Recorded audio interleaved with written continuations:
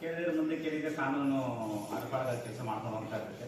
ಇವೆಲ್ಲ ಒಟ್ಟಾರೆ ಉದ್ದೇಶ ಸಮಾಜದಲ್ಲಿ ಹೆಣ್ಮಕ್ಳ ಮೇಲೆ ಆಗ್ತಕ್ಕಂಥ ಒಂದು ದೌರ್ಜನ್ಯ ಸದಾ ನಿಲ್ಲಬೇಕು, ಯಾವುದೇ ರೀತಿ ಅದು ಮುಂದುವರಬಾರದು. ಅದರಿಂದ ಕಾನೂನುಗಳಲ್ಲಿ ನಿಮ್ಮೆಲ್ಲರೂ ಸಹ ತಿಳುವಳಿಕೆ ಇರಬೇಕು, ಅರಿವಿರಬೇಕು ಅನ್ನೋದು ನಮ್ಮ ಉದ್ದೇಶ. ಇನ್ನು ಕೊನೆಯದಾಗಿ ಹೇಳ್ಬೇಕಾದ್ರೆ ಡಾಕ್ಟರ್ ಬಾಬಾ ಸಾಹೇಬ್ ಅಂಬೇಡ್ಕರ್ ಅವರು ಹೇಳ್ತಾರೆ, ಎಲ್ಲಿ ನಮ್ಮ ದೇಶದ ಹೆಣ್ಮಕ್ಳಿಗೆ ಏನೋ ಈ ದೇಶ ಏನಾದರೂ ಅಭಿವೃದ್ಧಿ ಆಗಬೇಕಾದ್ರೆ ಆ ಹೆಣ್ಮಕ್ಳಿಗೆ ನಾವು ಕೊಟ್ಟಂತ ಸ್ವಾತಂತ್ರ್ಯದಿಂದ ಮಾತ್ರ ಈ ದೇಶವನ್ನು ನಾವು ಅಭಿವೃದ್ಧಿ ಕಾಣ್ಬೋದು ಅಂತ ಹೇಳ್ತಾರೆ. ಇದೆಲ್ಲ ಒಟ್ಟಾರೆ ಉದ್ದೇಶ. ನಿಮ್ಮೆಲ್ಲರೂ ಸಹ ಯಾವ ರೀತಿ ಈ ಒಂದು ಮಾನಸಿಕ ಹಿಂಸೆ ಆಗಿರ್ಬೋದು, ದೈಹಿಕ ಹಿಂಸೆ ಆಗಿರ್ಬೋದು, ಸಮಾಜದಲ್ಲಿ ಏನು ಪುರುಷ ಪ್ರಧಾನದಿಂದ ಏನು ನಾವು ಈ ಒಂದು ವೇದಗಳಲ್ಲಾಗಿರ್ಬೋದು, ಪ್ರಾಚೀನ ಭಾರತದಲ್ಲಿ ಎತ್ರ ನಾರಾಯಣ ರಮಂತೆ ತತ್ತ ದೇವತಾ ಅಂತ ಇನ್ನು ನಾವು ಒಂದು ದೊಡ್ಡ ಸ್ಥಾನದಲ್ಲಿ ನಾವು ನೋಡ್ತೀವಿ. ಅದರಿಂದ ಆ ಒಂದು ಕೇವಲ ಬಾಯಿ ಮಾತು ಮುಖಾಂತರ ಮಾತ್ರ ಆಗಿರಬಾರ್ದು, ಅದೆಲ್ಲ ನಿಮ್ಮಲ್ಲಿ ಎಲ್ಲ ನಡವಳಿಕೆಗಳಿರಬೇಕು. ಈಗ ಕೆಲವೊಂದು ಕಡೆ ವಿಶೇಷ ಪ್ರಕರಣಗಳಲ್ಲಿ ನಾವೆಲ್ಲ ನೋಡ್ತಾ ಇರ್ತೀವಿ, ಹೆಣ್ಣಿಗೆ ಎಣ್ಣೆ ಶತ್ರು ಆಗಿರ್ತಾರೆ. ಅಂದ್ರೆ ಅತ್ತೆ ಆದವರು ಸೊಸೆನ ನೋಡೋದು ತುಂಬಾ ಕಷ್ಟ ಆಗಿರ್ತೈತೆ, ಸೊಸೆ ಆದವರು ಅತ್ತೆ ನೋಡೋದು ತುಂಬಾ ಕಷ್ಟ ಆಗ್ತೈತೆ. ಈ ತರ ಸಂದರ್ಭಗಳಲ್ಲಿ ಈಗ ನಿಮ್ಮಿಂದ ನಮ್ಮ ಸಮಾಜ ಒಂದು ಕುಟುಂಬ ಹೋಯ್ತು ಅಂದ್ರೆ ಅದು ತುಂಬಾ ಸಮಸ್ಯೆ ಆಗ್ತೈತೆ. ಅದನ್ನ ಕುಟುಂಬನೇ ನಮ್ಮ ದೇಶದ ಒಂದು ಆಧಾರ. ಅದರಿಂದ ಕುಟುಂಬದಲ್ಲಿ ಏನೋ ಚೆನ್ನಾಗಿರೋ ನಮ್ಮ ದೇಶನೂ ಸಹ ಅಭಿವೃದ್ಧಿ ಆಗ್ತೈತೆ ಅಂತ ಹೇಳ್ತಾ ಈ ಒಂದು ಕಾರ್ಯಕ್ರಮಕ್ಕೆ ವಿಶೇಷವಾಗಿ ಆಯೋಜನೆ ಮಾಡಿರುವ ತಹಸೀಲ್ದಾರ್ ಆಗಿರ್ಬೋದು, ಅದೇ ರೀತಿ ಮಹಿಳಾ ಮತ್ತು ಮಕ್ಕಳ ಅಭಿವೃದ್ಧಿ ಇಲಾಖೆಯವರಾಗಿರ್ಬೋದು, ಎಲ್ಲರೂ ಸಹ ಇವರು ಕರೆಸಿ ಒಂದು ಸಭೆ ವಿಶೇಷವಾಗಿ ಆಯೋಜನೆ ಮಾಡಿದರೆ ಅಂದರೆ ಈ ಒಂದು ಸಭೆ ಕರೆಸಿ ಅದು ಮಾತ್ರ ಅವಕಾಶ ತಮ್ಮೆಲ್ಲರೂ ಮುಗಿಸುತ್ತಾರೆ. ಕಚೇರಿಯ ಸಿಬ್ಬಂದಿ ವೃಂದದವರು ಈಗಾಗಲೇ ಸರ್ ಹೇಳಿದಂತೆ ನಾವು ತಾಲೂಕು ಕಾನೂನು ಸೇವಾ ಸಮಿತಿ ಮತ್ತು ಸರ್ಕಾರದ ಇತರ ವಿಭಾಗಗಳ ಅಧಿಕಾರಿಗಳೊಂದಿಗೆ ಸೇರಿಕೊಂಡು ಈ ಒಂದು ಕಾರ್ಯಕ್ರಮವನ್ನು ಹಮ್ಮಿಕೊಂಡಿದ್ದೀವಿ. ಫಸ್ಟ್ ಆಫ್ ಆಲ್ ಆ ಹೆಸರೇ ಒಂಥರ ಅಲ್ವಾ, ಮಹಿಳಾ ಮತ್ತು ಹೆಣ್ಣು ಮಕ್ಕಳ ಮೇಲಿನ ದೌರ್ಜನ್ಯ ನಿರ್ಮೂಲನೆಗೆ ಅಂತಾರಾಷ್ಟ್ರೀಯ ದಿನಾಚರಣೆ. ಅದರಲ್ಲಿ ಆ ದೌರ್ಜನ್ಯ ವರ್ಡ್ ಎದ್ದು ಕಾಣ್ತಾ ಇದೆ. ಲಾಸ್ಟ್ ಟೈಮ್ ನಾವು ಇದೇ ಪ್ರೋಗ್ರಾಮ್ ಮುನ್ಸಿಪಾಲಿಟಿ ಕಚೇರಿಯಲ್ಲಿ ಮಾಡಿದ್ದೀವಿ. ಆಡಿಯನ್ಸ್ ಆಗಿ ನೀವು ಆಲ್ಮೋಸ್ಟ್ ಕೆಲವರೆಲ್ಲ ಎದುರಿ ಕಾಣುತ್ತೆ. ಆಗ ನಾವು ಮಾತಾಡುವಾಗ ಕೆಲವು ಕಡೆಯಿಂದ ಸೌಂಡ್ ಬಂದಿತ್ತು, ಪುರುಷರಿಗೂ ಕೂಡ ದೌರ್ಜನ್ಯ ಆಗ್ತಾ ಇದೆ ಅಂತ. ಕರೆಕ್ಟ್, ಇಲ್ಲ ಅಂತ ನಾವೆಲ್ಲೂ ಹೇಳ್ತಾ ಇಲ್ಲ. ಬಟ್ ಶೇಕಡಾವಾರು ನಾವು ನೋಡಿದ್ರೆ ಔಟ್ ಆಫ್ 100% ಎಷ್ಟು ಅಂತ ನೋಡಿದ್ರೆ ಹೆಣ್ಣು ಮಕ್ಕಳ ಮೇಲೆ, ಮಹಿಳೆಯರ ಮೇಲೆ ಆಗುವ ದೌರ್ಜನ್ಯ ಜಾಸ್ತಿ ಇದೆ. ಅದಕ್ಕಾಗಿ ಅಂತವರಿಗೆ ಅರಿವು ನೀಡುವ ಕಾರ್ಯಕ್ರಮ, ಯಾಕಂದ್ರೆ ನೀವೆಲ್ಲ ಫೀಲ್ಡ್ ವರ್ಕರ್ಸ್ ಅಲ್ವಾ, ಎಲ್ಲಾ ಕಡೆ ಹೋಗ್ತೀರ, ನಿಮಗೆ ಆಲ್ಮೋಸ್ಟ್ ಎಲ್ಲ ಇನ್ಫಾರ್ಮೇಶನ್ ಇರುತ್ತೆ. ಸೊ ಯಾವ ರೀತಿ ಅವರಿಗೆ ನೀವು ಮಾಹಿತಿಯನ್ನು ಕೊಡಬೇಕು, ನಿಮಗೆ ಯಾವ ರೀತಿಯ ಕಾನೂನು ಮೇಲೆ ಮೇನ್ ಇದೆ ಅಂಶಗಳು, ಅದನ್ನು ಹೇಳುವ ಕಾರ್ಯಕ್ರಮ ಆಗಿದೆ ಇದೆ. ಸರ್ ಹೇಳಿದ ಹಾಗೆ ನಾಳೆ ಕಾನ್ಸ್ಟಿಟ್ಯೂಷನ್ ಡೇ ಅಲ್ವಾ, 26 ನವೆಂಬರ್. ಸೊ ನಮಗೆ ಅದರಲ್ಲಿ ಕೊಡುವಂತಹ ರೈಟ್ ಟು ಈಕ್ವಾಲಿಟಿ, ಎಲ್ಲರಿಗೂ ಸಮಾನತೆಯ ಹಕ್ಕು, ಆಮೇಲೆ right to life, not only living with dignity ಅಲ್ವಾ, ಘನತೆಯಿಂದ ಜೀವಿಸುವ ಹಕ್ಕು ಕೂಡ ಸಂವಿಧಾನ ಕೊಟ್ಟಿದೆ. ನಾವು ಈಗ ಸರ್ಕಾರದವರು ತುಂಬಾ ಪ್ರೋಗ್ರಾಮ್ ಸ್ಕೀಮ್ಸ್ ಎಲ್ಲ ಮಾಡ್ತಾರೆ, ಹೆಣ್ಣು ಮಕ್ಕಳಿಗೆ ಶಿಕ್ಷಣ ಕಡ್ಡಾಯ ಅಂತೆಲ್ಲ ಮಾಡಿದ್ದಾರೆ. ಪರ್ಪಸ್ ಏನು, ಅವಳ ಕಾಲ ಮೇಲೆ ನಿಲ್ಬೇಕು ಅಂತ ಹೇಳೋ ಪರ್ಪಸ್, ಅವಳಿಗೆ ಅವಳ ಒಪಿನಿಯನ್, ಅವಳ ಸೌಂಡ್ ಹೊರಗಡೆ ಬರಬೇಕು ಅಂತ ಹೇಳೋ ಉದ್ದೇಶ. ಅದು ಆದ್ಮೇಲೆ ಕಲ್ತ ಮೇಲೆ ಏನ್ ಮಾಡ್ಬೇಕು, ಅವಳು ಮನೆಯಲ್ಲಿದ್ರೆ ಆಗತ್ತಾ, she has to go for work ಅಲ್ವಾ. ಆ ವರ್ಕಿಂಗ್ ಅಟ್ಮಾಸ್ಫಿಯರ್ ಹೆಂಗಿರ್ಬೇಕು ಅದು ಕೂಡ ಇಂಪಾರ್ಟೆಂಟ್. ಸರ್ ಹೇಳಿದಾಗೆ ಮನೆ ಒಳಗಡೆ ತುಂಬಾ ದೌರ್ಜನ್ಯಗಳು ನಡೀತಾ ಇದೆ. ಅದೇ ರೀತಿ ವರ್ಕಿಂಗ್ ಪ್ಲೇಸ್ ಅಲ್ಲಿ ಈ ವಿಶಾಖ ಗೈಡ್ಲೈನ್ಸ್ ಇರೋದು ಅದಕ್ಕೋಸ್ಕರ. ಸೊ ನಮ್ಮ ಜುಡಿಷಿಯರಿ ಹೇಳ್ಬೇಕು ಅಂತ ಹೇಳಿದ್ರೆ ಅಲ್ಲೂ ಕೂಡ ಕಮಿಟಿ ಇದೆ, ಇಲ್ಲೂ ನಿಮಗೆ ಎಲ್ಲೆಲ್ಲ ವರ್ಕ್ ಮಾಡ್ತಾರೆ ಅಲ್ಲೆಲ್ಲ ಕಮಿಟಿ ಇದೆ. ಸೊ ಮೇನ್ ಆಗಿ ವಿಶಾಖ ಗೈಡ್ಲೈನ್ಸ್ ಯಾವ ರೀತಿ ಭಾರತ ಸರ್ವೋಚ್ಚ ನ್ಯಾಯಾಲಯ ಹೇಳಿತು ಅಂತ ಹೇಳಿದ್ರೆ, ಒಂದು ಸೋಷಿಯಲ್ ವರ್ಕರ್ ಇದು, ಸಾಮಾಜಿಕ ಕಾರ್ಯಕರ್ತೆ, ಅವರು ನಿಮ್ಮ ಹಾಗೆ ಕೆಲವೊಂದು ಇನ್ಸಿಡೆಂಟ್ಸ್ಗೆಲ್ಲ ಇಂಟರ್ಫಿಯರ್ ಆಗ್ತಾರೆ ಅಲ್ವಾ. ಸೊ ಅವರನ್ನು ಇದು ಮಾಡೋಕ್ಕಾಗಿ ಅವಳ ಮೇಲೆ ಗ್ಯಾಂಗ್ ರೇಪ್ ಆಯ್ತು. ಅದರ ಅರ್ಥ ಏನು, working atmosphere is not correct for the womens. ಅದನ್ನು ಸರಿ ಮಾಡೋಕೆ ಉದ್ದೇಶಕ್ಕಾಗಿ ಈ ವಿಶಾಖ ಗೈಡ್ಲೈನ್ಸ್ ಬಂದಿರೋದು. ಸೊ ಇದರಲ್ಲಿ ಮೇನ್ ಆಗಿ ಏನು ಅಂತ ಹೇಳಿದ್ರೆ ಇಂಟರ್ನಲ್ ಕಂಪ್ಲೇಂಟ್ಸ್ ಕಮಿಟಿ ಅಂತ ಇರುತ್ತೆ. ಈಗ ನೀವೆಲ್ಲೆಲ್ಲ ವರ್ಕ್ ಮಾಡ್ತಾ ಇದ್ದೀರಾ ಅಲ್ಲೆಲ್ಲ ನೀವು ವೆರಿಫೈ ಮಾಡ್ಬೇಕು ಏನದು ಕಮಿಟಿ ಇದೆಯಾ ಅಂತ.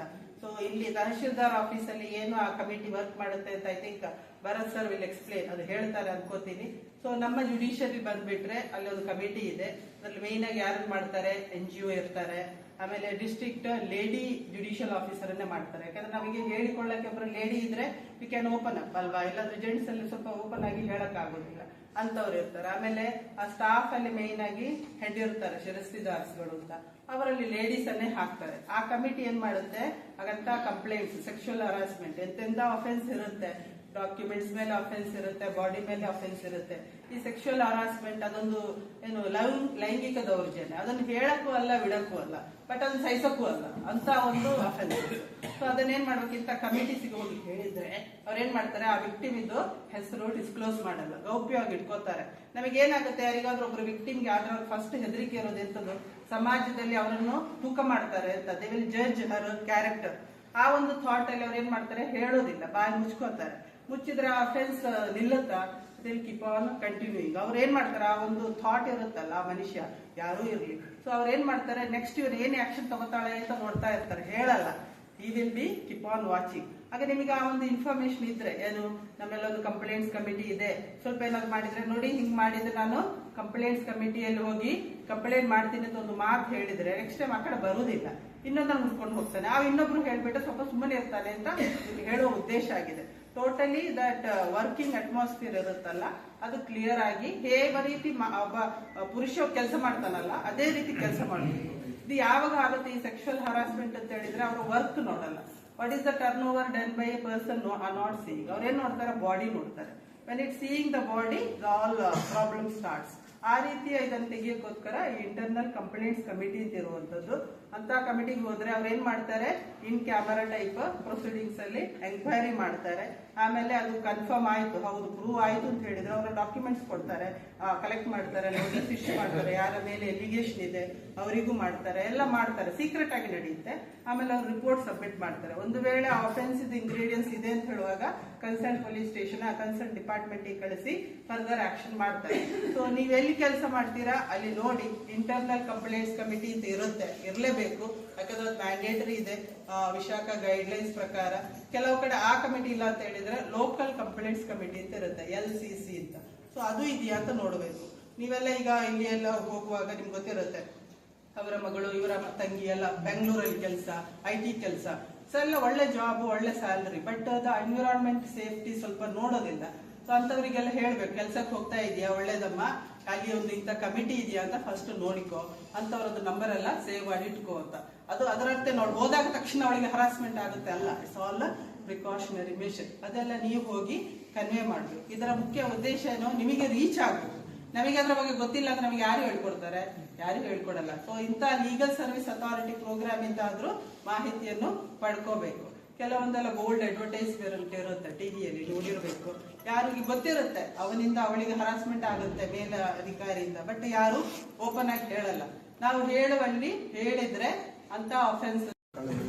ದೌರ್ಜನ್ಯ ನಿರ್ಮೂಲನೆಗಾಗಿ ಅಂತಾರಾಷ್ಟ್ರೀಯ ದಿನಾಚರಣೆಯನ್ನು ಆಚರಣೆ ಮಾಡ್ತಾ ಇದ್ದೀವಿ. ಒಂದು ಕಾರ್ಯಕ್ರಮವನ್ನು ಉದ್ಘಾಟನೆ ಮಾಡಿ ಉದ್ಘಾಟನಾ ಭಾಷಣವನ್ನು ನೆರವೇರಿಸಿಕೊಟ್ಟಂಥ ನಿಜ ಈ ಟಿವಿಗಳಲ್ಲಿ, ಮಾಧ್ಯಮಗಳಲ್ಲಿ, ನ್ಯೂಸ್ ಪೇಪರ್ಗಳಲ್ಲಿ ಮತ್ತು ಯೂಟ್ಯೂಬ್ ಚಾನಲ್ಗಳಲ್ಲಿ ಎಲ್ಲ ಸಹ ನಾವು ಗಮನಿಸ್ತಾನೆ ಇದ್ದೀವಿ. ಹೊಸದಾಗಿ ಮದುವೆ ಆಗಿದೆ, ಹೆಣ್ಮಗುಗೆ ಕಿರುಕುಳ ಕೊಡ್ತಾ ಇದ್ದಾರೆ, ಹೊಡಿತಾರೆ, ಬಡಿತಾರೆ, ಹೆಚ್ಚಿಗೆ ವರದಕ್ಷಿಣೆ ತಗೊಂಡು ಬರಬೇಕು ಅಂತೇಳಿ. ಅದೇ ರೀತಿಯಾಗಿ ಇನ್ನೂ ಕೆಲವೊಂದು ಕಡೆ ವರದಕ್ಷಿಣೆ ಕಿರುಕುಳದಿಂದ ಗಂಡ, ಅತ್ತೆ, ಮಾವ, ಮನೆಯವರೆಲ್ಲ ಸೇರಿ ಆಯಮ್ಮನ್ನ ಸಾಯಿಸಾಕಿದ್ದಾರೆ. ಕಿರುಕುಳ ತಾಳಲಾರದೆ ಸೂಸೈಡ್ ಮಾಡ್ಕೊಂಡಿದ್ದಾರೆ. ಇದನ್ನೆಲ್ಲ ಸಹ ನಾವೆಲ್ಲ ಗಮನಿಸ್ತಾನೆ ಇದ್ದೀವಿ. ಇದಕ್ಕೆಲ್ಲ ಹೆಣ್ಣು ಮಕ್ಕಳು ಸಬಲರಾಗಬೇಕು. ನಾವು ಯಾವುದೇ ಕಾರಣಕ್ಕೂ ಗಂಡಸಿಗಿಂತ ಕಡಿಮೆ ಇಲ್ಲ, ನಾವು ಸರಿಸಮಾನರು ಅನ್ನೋದನ್ನ ಮನಸ್ಸಿನಲ್ಲಿ ದೃಢವಾಗಿ ತುಂಬ್ಕೋಬೇಕಾಗುತ್ತೆ. ಹಾಗಾದ್ರೇನೆ ಸಮಾಜ ಒಳಿತಿಗೆ ಆಗೋದು ಮತ್ತು ನಮ್ಮ ಗಂಡು ಮತ್ತು ಹೆಣ್ಣಿನ ಒಂದು ಈಕ್ವಾಲಿಟಿ ಸಮ ಆಗ್ತಾನೆ ಆಗುತ್ತೆ. ಇಲ್ಲ ಅಂದರೆ ನಾವು ಹೆಣ್ಣುಮಕ್ಕಳು ಭಯ ಪಟ್ಕೊಂಡು ಹೋಗ್ತಾನೆ ಇದ್ದರೆ ಅದು ದೌರ್ಜನ್ಯ ನಡೀತಾನೆ ಇರುತ್ತೆ. ಅದನ್ನು ತಡೆಗಟ್ಟೋದಕ್ಕೆ ತುಂಬ ಕಷ್ಟಕರವಾಗುತ್ತೆ. ಕಾನೂನು ಇದೆ, ಕಾನೂನು ಎಷ್ಟು ಅಂತ ಅದನ್ನು ತಡೆಗಟ್ಟಕ್ಕಾಗುತ್ತೆ ಹೇಳಿ? ಘಟನೆ ನಡೆದ ನಂತರ ಕಾನೂನು ಜಾರಿಗೆ ಬರೋದು, ಹೌದಾನೆ? ಕಿರುಕುಳ ಕೊಟ್ಟ ಮೇಲೆ, ಹೊಡೆದು ಬಡ್ದು ಆದಮೇಲೆ, ಸಾಯಿಸಿದ ಮೇಲೆ, ಸೂಸೈಡ್ ಆದಮೇಲೆ ಕಾನೂನು ಒಂದು ಕಾರ್ಯಾರಂಭ ಆಗ್ತದೆ. ಅದಕ್ಕೂ ಮೊದಲು ಅದನ್ನೆಲ್ಲ ನಾವು ಒಂದು ತಡೆಗಟ್ಟಬೇಕಾದ್ರೆ ಹೆಣ್ಣು ಮಕ್ಕಳು ಸಬಲರಾಗಬೇಕು ಅಂತ ಈ ಸಂದರ್ಭದಲ್ಲಿ ಇಷ್ಟಪಡ್ತಾ ಇದ್ದೀನಿ. ಅದೇ ರೀತಿಯಾಗಿ ಮೇಡಮ್ ಅವರು ಹೇಳಿದಾಗೆ, ಸರ್ ಅವರು ಹೇಳಿದಾಗೆ ಇತ್ತೀಚೆಗೆ ನಾವು ಒಂದು ಮಾಧ್ಯಮದ ಮುಖಾಂತರ ನೋಡಿದಾಗ ಏನು ಒಂದು ಗಂಡ ಹೆಣ್ಣಿನ ನಡುವೆ ಗಲಾಟೆ ಆಗಿ ಆ ಹೆಣ್ಣಿನ ಒಂದು ಕಿರುಕುಳ ತಾಳಲಾರದೆ ಗಂಡಸು ಸಹ ಆತ್ಮಹತ್ಯೆ ಮಾಡಿಕೊಂಡಂಥ ಘಟನೆಗಳು ಹಲವಾರಿದೆ. ಅದನ್ನೆಲ್ಲ ನಾವು ಗಮನಿಸಿದಾಗ ಹೆಣ್ಣು ಮಕ್ಕಳು ಸಹ ಹೋದ ಮನೆಯಲ್ಲಿ ಹೊಂದಾಣಿಕೆ ಮಾಡಿಕೊಂಡು, ಯಾಕಂದರೆ ನಮ್ಮ ತಂದೆ ತಾಯಿ ನಮ್ಮನ್ನು ಹೆಂಗೆ ನೋಡ್ಕೊಂಡಿರ್ತಾರೆ, ನಮ್ಮನ್ನು ಹೆಂಗೆ ಬೆಳೆಸ್ತಾರೆ, ಅದೇ ರೀತಿಯಾಗಿ ನಾವು ಹೋದಂಥ ಒಂದು ಗಂಡಸಿನ ಒಂದು ಗಂಡನ ತಂದೆ ತಾಯಿ ಸಹ ಅವರು ಅಪ್ಪ ಅಮ್ಮಂದ್ರಾಗೆ ನೋಡ್ಕೋಬೇಕಾಗುತ್ತೆ. ಹೌದಲ್ಲ? ನೋಡ್ಕೊಳ್ದೆ ಇದ್ರೇನೆ ಎಲ್ಲ ಕಿರುಕುಳಗಳು ಶುರುವಾಗ್ಬೋದು, ಎಲ್ಲ ಗಲಾಟೆಗಳು ಶುರುವಾಗ್ಬೋದು.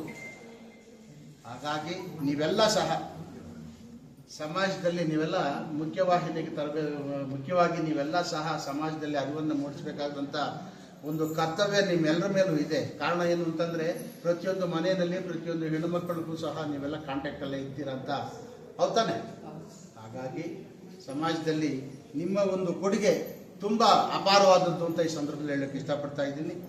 ಮತ್ತು ಸಾಹೇಬರು ಹೇಳಿದಾಗೆ ವರ್ಕ್ ಸ್ಪಾಟ್ಗಳಲ್ಲಿ ಏನೇನು ಮಹಿಳೆಯರ ಮೇಲೆ ದೌರ್ಜನ್ಯ ಆಗ್ತಾ ಇದೆ, ಗಾರ್ಮೆಂಟ್ಸ್ ತಗೊಳ್ಳಿ, ಬೇರೆ ಬೇರೆ ಸರ್ಕಾರಿ ಕಚೇರಿಗಳನ್ನು ತಗೊಳ್ಳಿ, ಬೇರೆ ಎಲ್ಲ ಕಚೇರಿಗಳು ಅವೆಲ್ಲ ಹೇಳೋದು ಬೇಡ, ಕೆಲವೊಂದು ಆಗ್ತಾ ಇದೆ.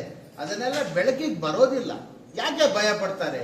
ಅದು ಆಗೋದಕ್ಕೆ ಮುಂಚೆನೆ, ಕಿರುಕುಳ ಆಗೋದಕ್ಕೆ ಮುಂಚೆನೆ ಹೆಣ್ಣು ಮಕ್ಕಳು ಎಚ್ಚೆತ್ಕೋಬೇಕಾಗುತ್ತೆ.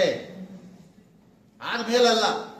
ಯಾವುದೋ ಒಂದು ಅಧಿಕಾರಿ ಒಂದು ಹೆಣ್ಮಗುನ ಕೆಟ್ಟ ದೃಷ್ಟಿಯಲ್ಲಿ ನೋಡ್ತಾನೆ ಅಂದ್ರೆ ಆವಾಗ ಎಚ್ಚೆತ್ಕೋಬೇಕು, ಆವಾಗಲೇ ಸರಿಯಾಗಿ ಬುದ್ಧಿ ಕಲಿಸ್ಬೇಕಾಗುತ್ತೆ. ಹೌದು ತಾನೆ? ಎಲ್ಲ ಆಗೋದ್ಮೇಲೆ ಹೇಳ್ತಾರೆ ಪ್ರಯೋಜನ ಏನಿದೆ? ಅದಕ್ಕಾಗಿ ಆ ಒಂದು ಶಕ್ತಿ ತುಂಬಬೇಕು ಮಹಿಳೆಯರಿಗೆ. ಈ ಒಂದು ಕಾರ್ಯಕ್ರಮದಲ್ಲಿ ಹೆಚ್ಚಿಗೆ ಮಹಿಳೆಯರ ಮೇಲೆ ಆಗ್ತಿರೋ ದೌರ್ಜನ್ಯ ಅಂದರೆ ಅದು ವಿವಿಧ ರೂಪದಲ್ಲಿ ಆಗ್ತದೆ. ಸೊ ಮೊದಲನೇದಾಗಿ ಮನೆಯಿಂದನೇ ಶುರು ಆಗ್ತದೆ. ಭಾಳಷ್ಟು ಜನ ಮನೇಲಿ ಗಂಡ ಕುಟ್ಕೊಂಡ್ಬಂದು ಹೊಡೆಯೋದಿರ್ಬೋದು, ಕಿರುಕುಳ ಚಿತ್ರಹಿಂಸೆ ಕೊಡೋದಿರ್ಬೋದು, ಇದು ಮನೆಯಿಂದ ಶುರು ಆಗ್ತಿದೆ. ಎಷ್ಟೊಂದು ಜನ ಸೈಲೆಂಟಾಗಿ ಅದನ್ನು ಅಬ್ಸರ್ವ್ ಮಾಡ್ಕೊಂಡು ಯಾರು ಹೇಳ್ಕೊತಾ ಇಲ್ಲ. ಇವಾಗ ನಮ್ಮ ಪೇಪರು ಮೀಡಿಯಾ ಬರೋದು ನಾವೇನು ನೋಡ್ತೀವಿ, ಕೆಲವೊಂದು ಕೇಸಲ್ಲಿ ಬರ್ತಾಯಿದೆ ಅಷ್ಟೇ. ಒಂದು 10 ಕೇಸ್ ರಿಪೋರ್ಟ್ ಆದರೆ 1000 ಕೇಸು ಮನೇಲೇ ಅನುಭವಿಸ್ತಾರೆ. ಸೈಲೆಂಟಾಗಿ ಭಾಳಷ್ಟು ಮಹಿಳೆಗಳು ಅನುಭವಿಸ್ತಾರೆ. ಇದು ಹೊರಗೆ ಬರಬೇಕಾದ್ರೆ ನೀವೇ ಸಶಕ್ತರಾಗಬೇಕು, ನಿಮ್ಮನ್ನು ನೀವು ಎಂಪವರ್ ಮಾಡ್ಕೋಬೇಕು. ನಮ್ಮ ಕಾನ್ಸ್ಟಿಟ್ಯೂಷನ್ ಪ್ರಕಾರ ಹೋಗೋದಾದರೆ ಆರ್ಟಿಕಲ್ 14 ಅಂತ ಇದೆ. So right to equality ensure ಮಾಡುತ್ತೆ ಆರ್ಟಿಕಲ್ 14. ಸೊ ಒಂದು ಗಂಡಾಗಲಿ ಹೆಣ್ಣಾಗಲಿ ಇಬ್ಬರು ಸಮಾನರು ಅನ್ನೋ ಇದು ನಮ್ಮ ಕಾನ್ಸ್ಟಿಟ್ಯೂಷನ್ನೇ ಕೊಟ್ಟಿದೆ. ನಾವು ಅದೇ article 19 right to freedom of speech ಇದೆ. ಸೊ ಪ್ರತಿಯೊಬ್ಬರು ತಮ್ಮ ತಮ್ಮ ವಾಕ್ ಸ್ವಾತಂತ್ರ್ಯ ಇದೆ. ನಿಮ್ಗೆ ಏನು ಅನಿಸುತ್ತೆ ಈಕ್ವಲ್ ಆಗಿ ವ್ಯಕ್ತಪಡಿಸ್ಬೋದು, ನೀವು ಹಂಚ್ಕೋಬೋದು ಸಮಾನರಾಗಿ. ಪುರುಷ ಸಮಾನರು ಒಬ್ಬ ಮಹಿಳೆ. ಸೊ ಮಹಿಳೆಯರು ಯಾವುದೇ ಪುರುಷರಿಗೂ ಕಮ್ಮಿ ಇಲ್ಲ ಅನ್ನೋದೊಂದು ಇದು. ಸೊ ಎಲ್ಲರಿಗೂ ಗೊತ್ತಿದೆ, ಬಾಬಾ ಸಾಹೇಬ್ ಅಂಬೇಡ್ಕರ್ ಅವರು ಲಾ ಮಿನಿಸ್ಟರ್ ಗೊತ್ತಿದೆ ಎಲ್ಲರಿಗೂ. ಬಟ್ ಅವ್ರು ರಿಸೈನ್ ಏನಕ್ಕೆ ಮಾಡೋದಕ್ಕೆ ಯಾರ್ಯಾರು ಗೊತ್ತಿದೆಯಾ? ರಾಜೀನಾಮೆ ಕೊಟ್ಟು ಹಿಂದೂ ಕೋಡ್ ಬಿಲ್ ಅಂತ ಒಂದು ಪ್ರಸ್ತಾಪ ಬಂತು.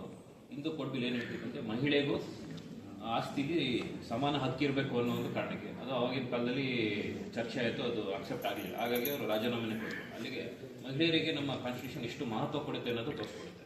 ಹಾಗಾಗಿ ಭಾಳಷ್ಟು ಅನುಚ್ಛೇದಗಳು, ಭಾಳಷ್ಟು ಆರ್ಟಿಕಲ್ಸ್ಗಳು ಇದ್ದಾವೆ. ಅದು ವುಮನ್ ಎಂಪವರ್ಮೆಂಟ್ನ ಫೋಕಸ್ ಮಾಡುತ್ತೆ. ಅಲ್ಲದೆ ನಮ್ಮ ಸುಪ್ರೀಂ ಕೋರ್ಟ್ ವಿಶಾಖ ಗೈಡ್ಲೈನ್ಸ್ ತಂದಿದೆ. ಏನಕ್ಕೆ ವಿಶಾಖ ಗೈಡ್ಲೈನ್ಸ್ ಬಂತು ಅಂದರೆ, ಡೆಲ್ಲಿ ಗ್ಯಾಂಗ್ ರೇಪ್ನ ಹಿನ್ನೆಲೆಯಲ್ಲಿ ವಿಶಾಖ ಗೈಡ್ಲೈನ್ಸ್ ಫಾರ್ಮ್ ಆಯಿತು. ಅತ್ಯಂತ brutal rape of Delhi girl.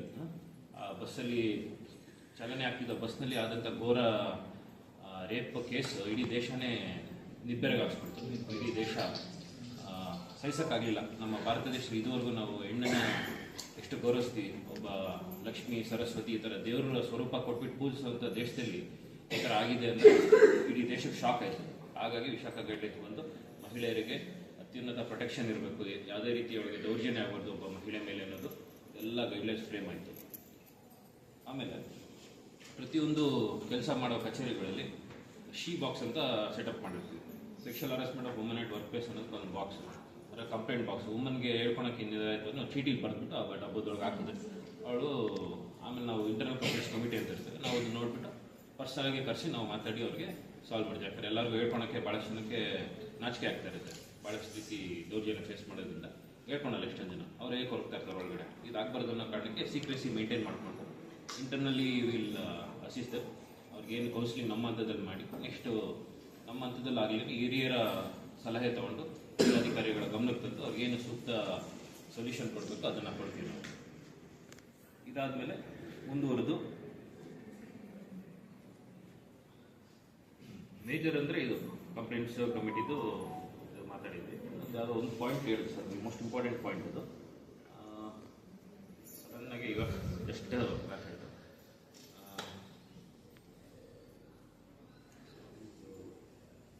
ಬರೀ ಭಾಳಷ್ಟು ಫೋಕಸ್ ಈಸ್ ಆನ್ ರೇಪ್ ಅಷ್ಟೇ. ರೇಪ್ ಒಂದೇ ಇದು ಜಾಸ್ತಿ ಸಮಾಜಕ್ಕೆ ಇದಾಗ್ತಿದೆ. ಬಟ್ ರೇಪ್ ಅಲ್ಲದೆ ಸಾಕಷ್ಟು ದೌರ್ಜನ್ಯ ಅನುಭವಿಸ್ತಾಳೆ ಒಬ್ಬಳು ಹೆಣ್ಮಗಳು.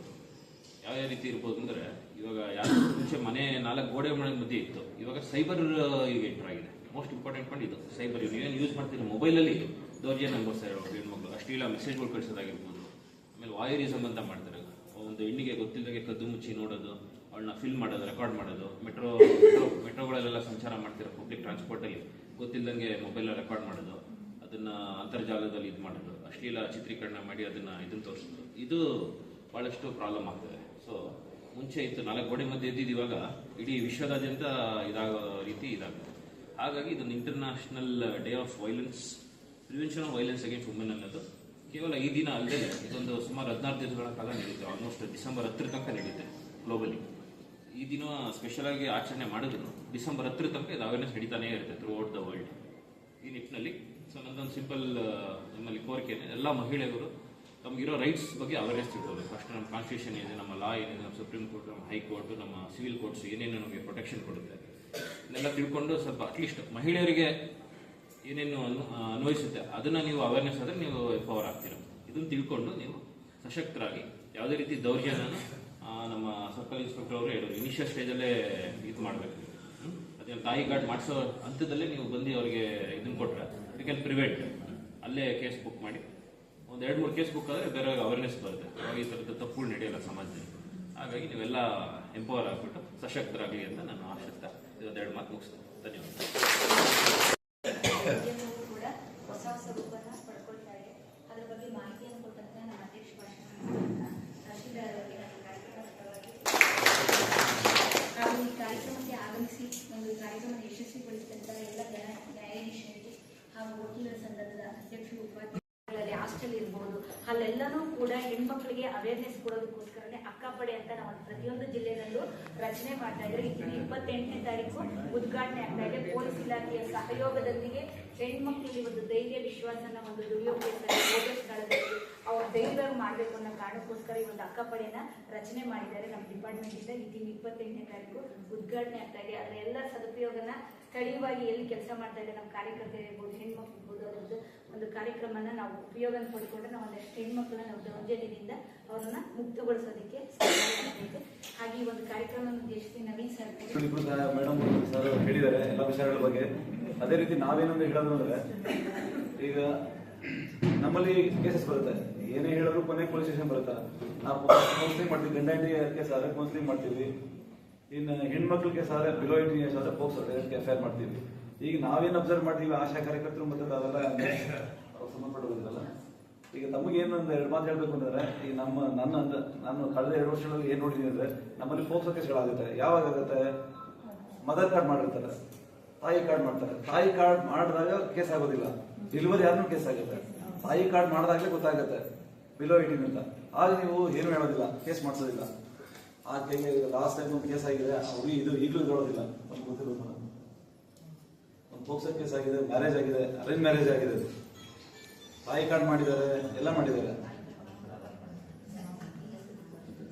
ಈಗ ಪೋಕ್ಸೋ ಕೇಸಲ್ಲಿ ಬೇಕಾದ್ರೆ ತಮ್ಮನ್ನು ಆರೋಪಿಗಳು ಮಾಡ್ಬೋದು, ಆದ್ರೆ ಮಾಡೋದು ಎಲ್ಲ ಎದುರಿಸ್ತಾ ಇಲ್ಲ. ಅದು ಮಾಡಿ ಹೌದು ಸರ್,